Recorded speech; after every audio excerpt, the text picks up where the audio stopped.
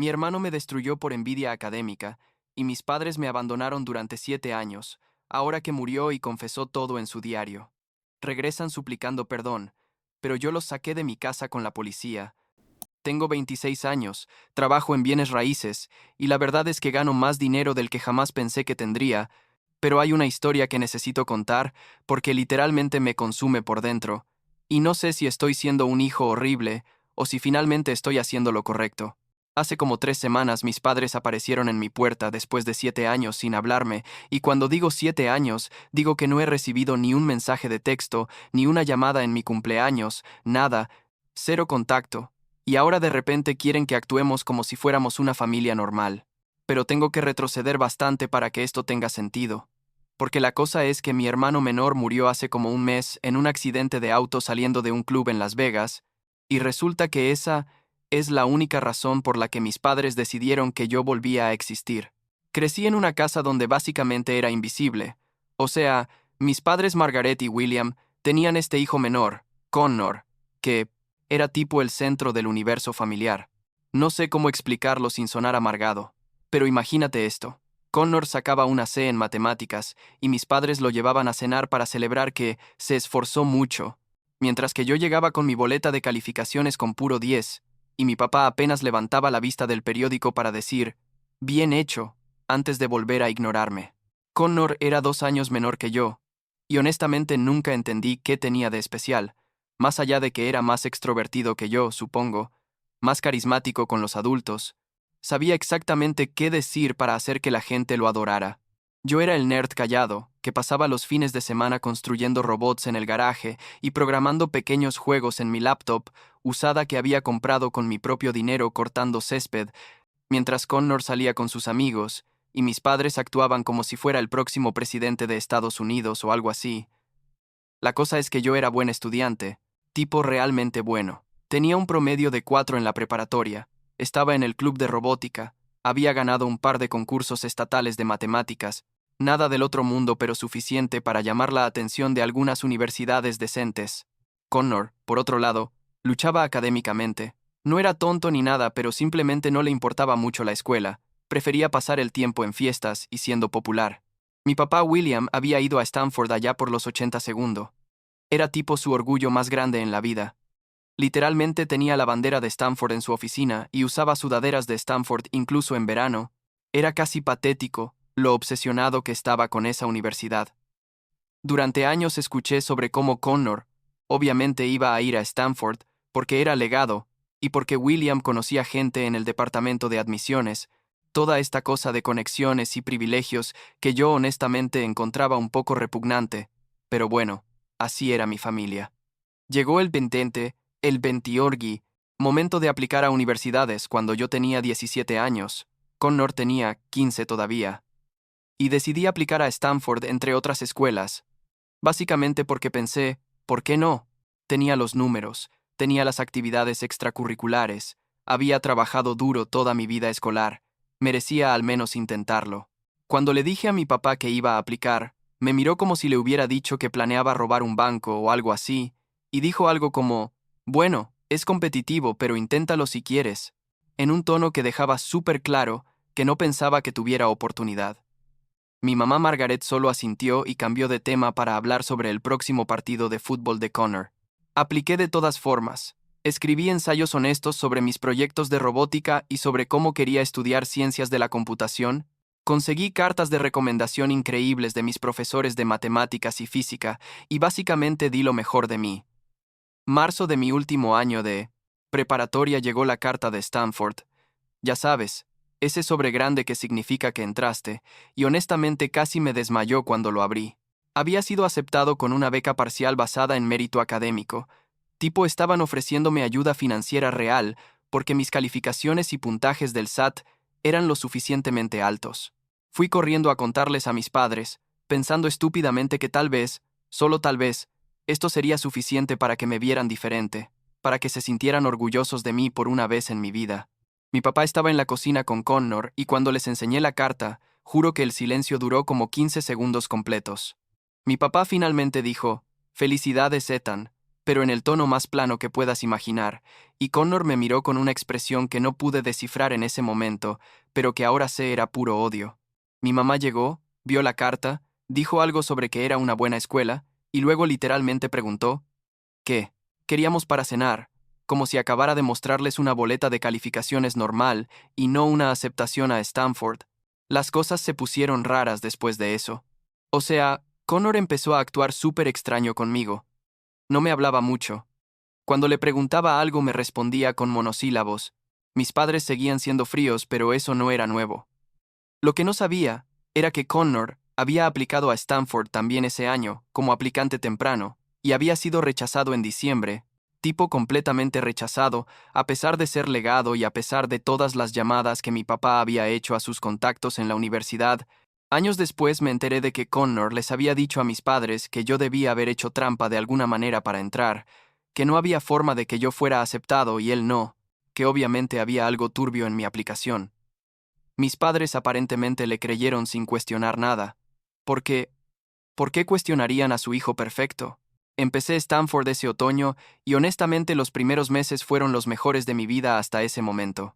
Tenía un compañero de cuarto llamado Jake, que era de Portland, y era tipo la persona más genuina que había conocido. Nos hicimos mejores amigos casi inmediatamente. Los dos éramos nerds de la tecnología. Pasábamos noches enteras programando y tomando Red Bull, haciendo trabajos para nuestras clases de ciencias de la computación. Tenía un 3.9 de promedio después de mi primer semestre, me había unido al club de robótica de la universidad y había empezado a trabajar en un proyecto con un grupo de estudiantes para construir un brazo robótico que pudiera ayudar en cirugías. Incluso había llamado la atención de un reclutador de Google que vino a dar una charla en el campus y me dio su tarjeta después de que le mostré algunos de mis proyectos. Por primera vez en mi vida sentía que estaba exactamente donde debía estar, que todo el trabajo duro había valido la pena. Connor, mientras tanto, estaba en la universidad estatal cerca de casa, viviendo todavía con mis padres porque aparentemente no quería desperdiciar dinero en residencias estudiantiles. Según mis padres le estaba yendo bien, pero yo casi no tenía contacto con ellos, así que no sabía mucho. Lo que no sabía era que Connor estaba tipo obsesionado con mi vida en Stanford. Había creado cuentas falsas en Instagram y Facebook para seguir todas mis publicaciones, screenshotear mis fotos, básicamente acosarme digitalmente sin que yo tuviera idea. Jake me contó años después que Connor había intentado contactarlo en redes sociales, haciéndose pasar por un amigo de la preparatoria mío, tratando de conseguir información sobre mi vida, mis amigos, mis clases, todo. A mitad de mi segundo año, en Stanford empezaron a aparecer estas cuentas raras en Instagram con nombres similares al mío, pero con un número o letra diferente. Tipo, sí, mi cuenta era @EthanSmith, las cuentas falsas eran @EthanSmith1 o @EthanSmith o cosas así. Estas cuentas tenían mis fotos, algunas que yo había publicado y otras que no sé de dónde las sacaron, y empezaron a enviar mensajes directos a estudiantes de Stanford, ofreciendo vender Adderall y otras drogas para estudiar. Yo no tenía idea de que esto estaba pasando porque nadie me mencionaba las cuentas. La gente simplemente asumía que yo era algún tipo de dealer discreto o algo así. Jake eventualmente se enteró, porque un tipo de su clase de química le preguntó si yo era confiable para comprar drogas, y Jake obviamente le dijo que qué diablos estaba hablando, que yo no vendía nada, y el tipo le mostró los mensajes de una de las cuentas falsas. Jake vino corriendo a contarme y yo entré en pánico total, tipo reporté las cuentas a Instagram, traté de contactar a la gente que había recibido mensajes para explicarles que no era yo, pero el daño ya estaba hecho. Algunos estudiantes me empezaron a mirar raro en el campus. Un par de profesores me preguntaron si todo estaba bien, y yo sentía como si estuviera perdiendo la cabeza porque no entendía quién me haría esto o por qué. Cambié todas mis contraseñas. Puse mi cuenta principal en privado. Hice todo lo que se supone que debes hacer cuando alguien te está acosando en línea, pero las cuentas falsas seguían apareciendo. Entonces llegó el día que básicamente destruyó mi vida. Y cuando digo destruyó, no estoy exagerando ni un poco. Era un martes de febrero. Estaba en mi cuarto de la residencia estudiando para un examen de algoritmos que tenía al día siguiente. Jake había salido a una fiesta, pero yo me había quedado porque necesitaba estudiar.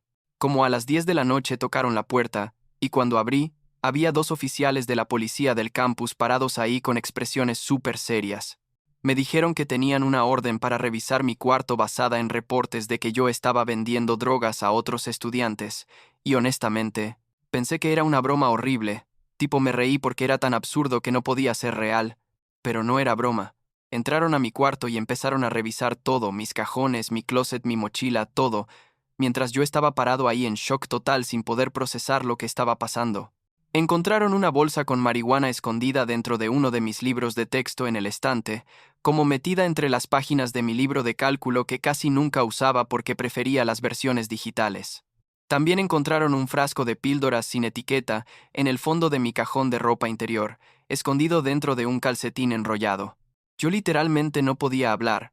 Me quedé ahí con la boca abierta mientras sacaban estas cosas que yo nunca había visto en mi vida, que alguien obviamente había plantado en mi cuarto. Pero ¿cómo diablos iba a probar eso? Me llevaron a la estación de policía del campus. Me tomaron fotos, huellas digitales, todo el proceso completo. Como si fuera un criminal, y lo único que podía pensar era que esto tenía que ser una pesadilla de la que iba a despertar en cualquier momento. Al día siguiente, me enteré de que 3 estudiantes diferentes habían presentado testimonios oficiales, diciendo que yo les había vendido Adderall durante el semestre, que me habían pagado $20 por píldora, que yo era conocido en ciertos círculos como alguien confiable para conseguir drogas de estudio. Años después, Jake descubrió que Connor había pagado a cada uno de estos estudiantes $500 para que mintieran, que los había contactado a través de grupos de Facebook de Stanford y les había dado exactamente qué decir, incluso les había mostrado fotos mías para que supieran quién era. Pero en ese momento yo no sabía nada de esto, solo sabía que mi vida perfecta se estaba desmoronando y que nadie me creía cuando decía que era inocente. La audiencia disciplinaria fue como 2 semanas después, y mis padres vinieron, supongo que, porque la universidad los contactó como mis contactos de emergencia. Pensé estúpidamente que tal vez me apoyarían, que defenderían a su hijo, pero cuando llegaron a mi cuarto temporal, me habían movido de la residencia mientras se resolvía el caso. Mi papá me miró y dijo: ¿Cómo pudiste hacer esto, Ethan? ¿Sabes lo vergonzoso que es esto para mí? No preguntó si era verdad, no preguntó mi versión de los hechos, solo asumió que era culpable. Mi mamá lloraba, pero no de tristeza por mí, sino de vergüenza. Tipo estaba más preocupada por qué iban a pensar sus amigas que por el hecho de que su hijo estaba siendo acusado falsamente de algo que no hizo. La audiencia fue una pesadilla. Había un panel de 3 decanos y 2 representantes estudiantiles, y básicamente me hicieron sentir como un criminal desde el primer minuto. Presentaron la evidencia de las drogas encontradas en mi cuarto, los testimonios de los 3 estudiantes que dijeron que les había vendido Adderall, capturas de pantalla de las cuentas falsas de Instagram que yo seguía insistiendo no eran mías, y honestamente no importó que Jake testificara que yo nunca había vendido drogas, que él era mi compañero de cuarto, y nunca había visto nada sospechoso, que yo pasaba todo mi tiempo estudiando y trabajando en proyectos. Ofrecí hacerme un test de drogas para probar que ni siquiera usaba nada, pero me dijeron que eso no era relevante porque la acusación era venta, no consumo. Un par de profesores escribieron cartas diciendo que yo era un estudiante ejemplar, que nunca habían visto comportamiento sospechoso, pero nada de eso importó. Lo que no supe hasta años después fue que mi papá William estuvo mandando mensajes de texto a Connor durante toda la audiencia, tipo actualizaciones en vivo de lo que estaba pasando. Y Connor estaba del otro lado respondiendo con cosas como, bien, que se joda, y ya verá lo que se siente ser el fracaso de la familia. Jake eventualmente consiguió. Estos mensajes después de que Connor murió estaban en el teléfono de Connor que mis padres le dieron a Jake por alguna razón extraña cuando estaban limpiando sus cosas. Supongo que pensaron que Jake era amigo de Connor o algo así. No sé, el punto es que Jake vio los mensajes y finalmente entendimos toda la magnitud de lo que Connor había hecho. Me expulsaron de Stanford efectivamente. Inmediatamente después de la audiencia, no me graduaban, no me permitían transferir mis créditos porque marcaron mi expediente como expulsión por venta de drogas. Básicamente destruyeron cualquier posibilidad que tuviera de continuar mi educación universitaria en cualquier lugar respetable. Mis padres no dijeron nada en mi defensa durante la audiencia. Se sentaron ahí con caras de vergüenza mientras el panel me destrozaba, y después de que leyeron el veredicto, mi papá se paró, me miró y dijo: «No vuelvas a casa», literalmente esas palabras exactas, y se fue con mi mamá siguiéndolo, sin ni siquiera voltear a verme. Me quedé en el campus como una semana más, mientras resolvía qué diablos iba a hacer con mi vida. Empaqué todas mis cosas que cabían en 2 maletas grandes y una mochila, y Jake me ayudó a vender todo lo demás porque necesitaba el dinero. Tenía como $3 en ahorros de trabajos de verano y algunos proyectos freelance de programación que había hecho, y decidí irme a Portland, porque Jake era de ahí, y dijo que podía quedarme con él temporalmente mientras me establecía. No tenía otro plan, no tenía familia que me quisiera, no tenía título universitario, no tenía referencias porque Stanford había marcado mi expediente de tal manera que básicamente era intocable para cualquier empleador que verificara mi historia académica. Portland fue brutal al principio, y cuando digo brutal quiero decir que viví en lo que básicamente era una alacena convertida en la casa de los padres de Jake por 3 meses mientras trabajaba 3 trabajos, simultáneamente tratando de sobrevivir. Trabajaba turnos de madrugada en Walmart, reponiendo estantes de 11 p.m. a 7 a.m. Luego dormía como 4 horas, luego hacía entregas de DoorDash durante la tarde, y 2 noches a la semana trabajaba en este bar deportivo medio sketchy, sirviendo mesas. Ganaba tal vez $2 al mes si tenía suerte, y gastaba como $800 en comida y transporte. El resto lo ahorraba porque tenía esta idea loca de que eventualmente podría volver a la universidad, o al menos conseguir algún tipo de certificación en programación. Había esta cafetería en Portland llamada Dots, donde iba casi todos los días, durante mis pocas horas libres, porque tenían wifi gratis, y nadie te molestaba si comprabas un café de $2 y te quedabas ahí horas. La mesera, Linda, era esta mujer de como 50 años que era increíblemente amable. Notó que siempre estaba en mi laptop programando, y empezó a traerme comida extra gratis cuando la cocina hacía de más, tipo una hamburguesa o papas fritas, cosas que definitivamente no podía costear pero que ella decía que de todas formas iban a tirar.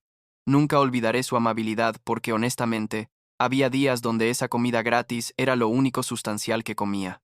En Dots empecé a trabajar en este proyecto personal, un sistema de gestión de inventario para pequeños negocios que era más intuitivo que las opciones caras que existían.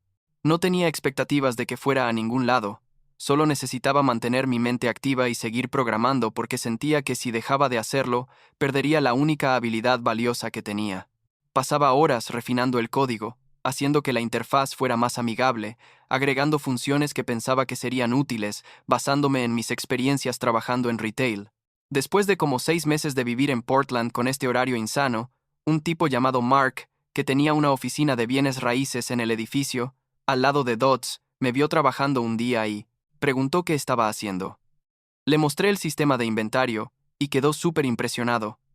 Resulta que su oficina estaba usando este software horrible de los años 90 para rastrear sus propiedades y clientes, y me preguntó si podría construir algo similar para él.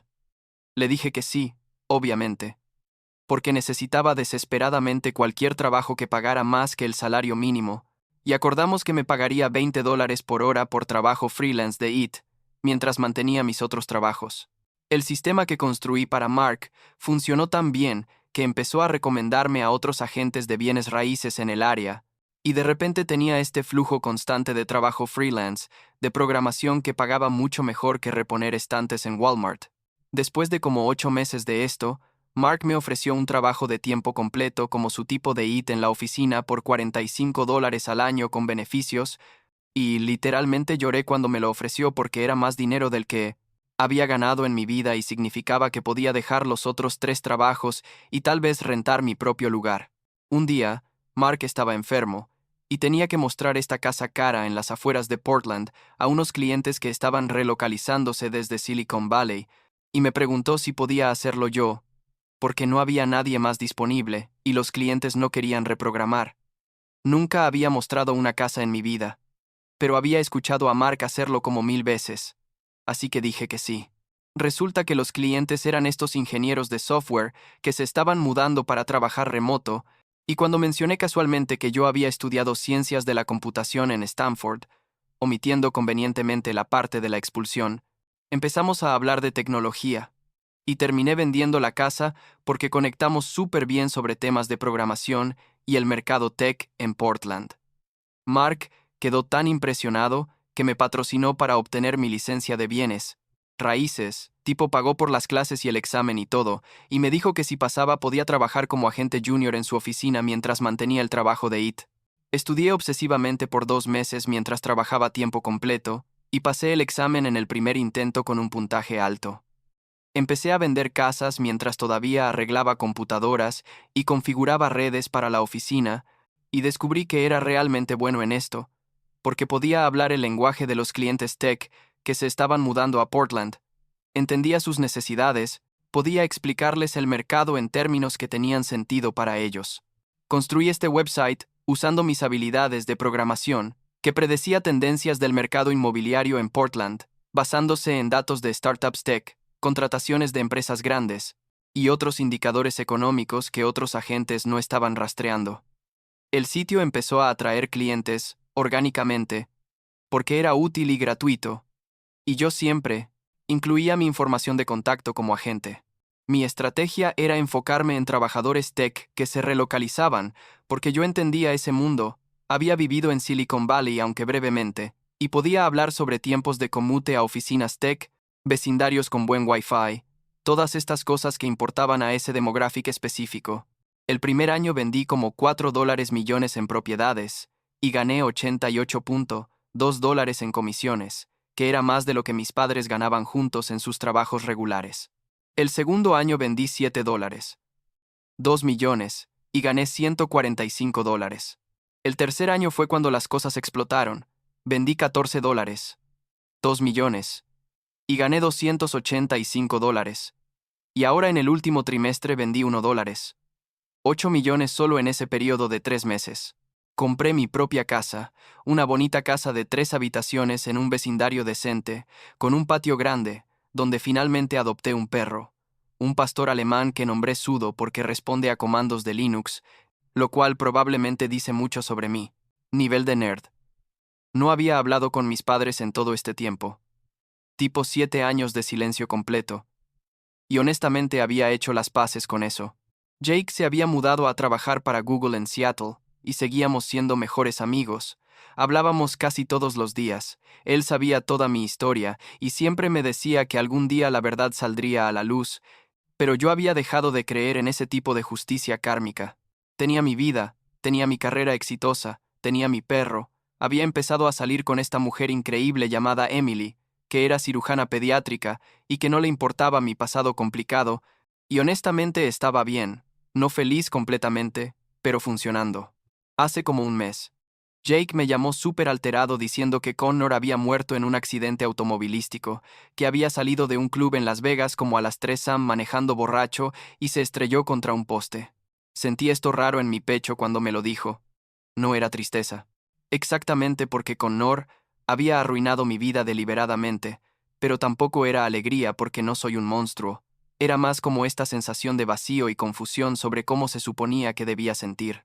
Jake me preguntó si iba a ir al funeral, y le dije que ni en 1 millón de años, que mis padres me habían dejado claro que yo no era parte de la familia cuando me abandonaron hace 7 años.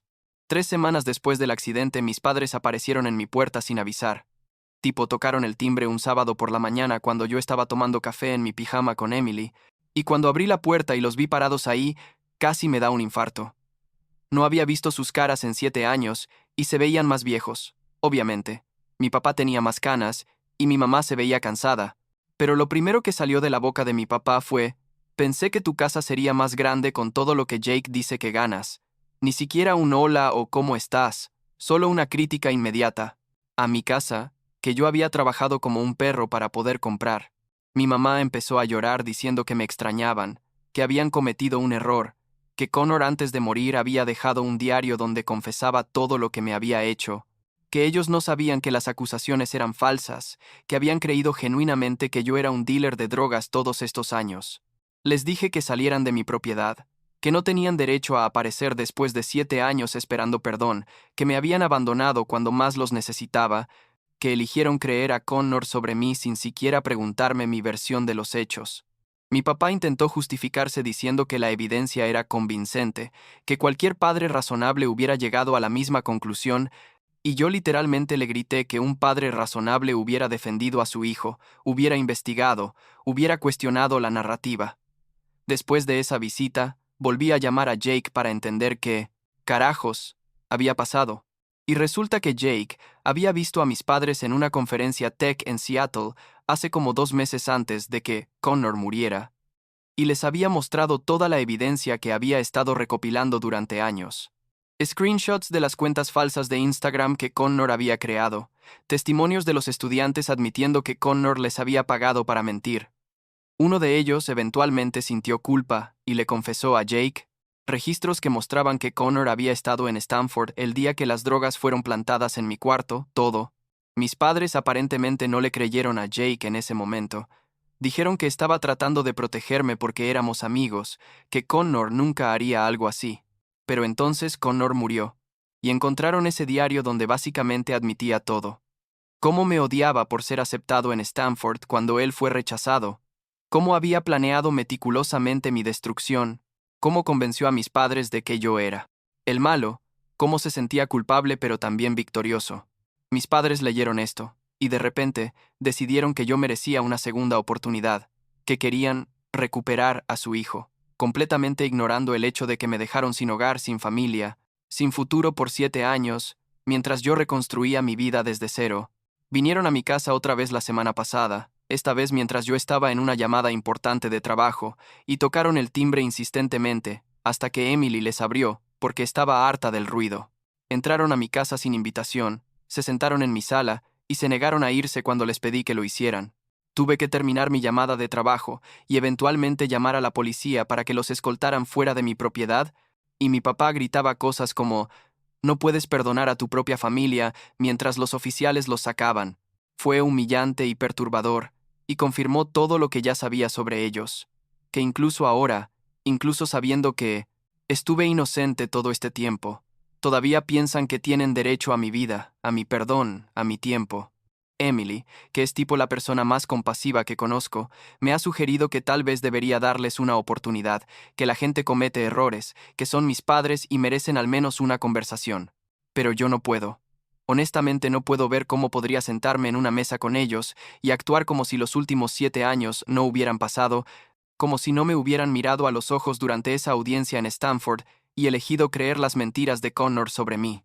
Decidí que voy a presentar una orden de restricción si es necesario, porque me he dado cuenta de que mi paz mental vale más que cualquier concepto abstracto de familia. El otro día Sudo y yo estábamos en el patio. Él estaba persiguiendo una pelota y yo estaba pensando en todo esto, y me di cuenta de que he construido una vida mejor de la que jamás podría haber tenido si todo hubiera ido según el pationel plan original. Sí, perdí Stanford. Perdí 7 años lidiando con trauma y luchando financieramente. Perdí la relación con mis padres, aunque no sé si alguna vez realmente tuve esa relación. Pero ahora gano más dinero que ellos. Tengo una carrera que amo. Tengo una pareja increíble. Tengo Jake, que ha sido más familia para mí que mis padres biológicos jamás fueron, y tengo mi paz. No les debo nada a ellos, y finalmente estoy bien con eso.